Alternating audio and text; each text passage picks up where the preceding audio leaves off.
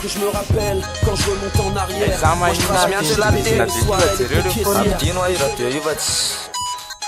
Allô. Okzay rangana atsika efa ela koa any te ilazany Aza zany tao azandra ngava tsy zange tianao e teo vitanao ve ny anarana leobe a okzay mihitsy fantatrao marina rehetra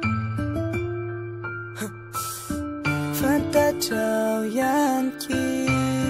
fizao tena ty nananko-po daneniko reo zay vity aminao io ihany no amborako izany kazary travelany fo kaza tsy ratoma ovetsika ro tena mahanja kaleo zay okalo halalanao miato ampo tianao io nenane volamena safira fity sarobe tianao io neno finito kanzo anefa faindris tisofiatevaka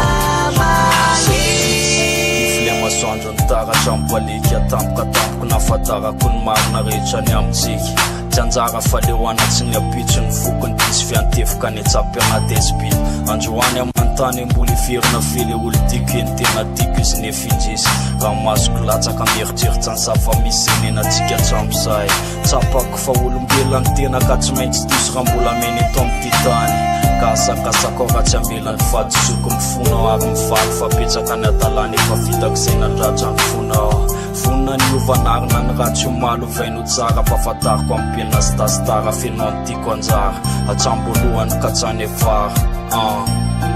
ye tena tiako ianao halalanao miato ampo tianao io nenane volamena safira fity sarobe tianao io neno finito kanzo anefa faindris tisofiatevaka mahiny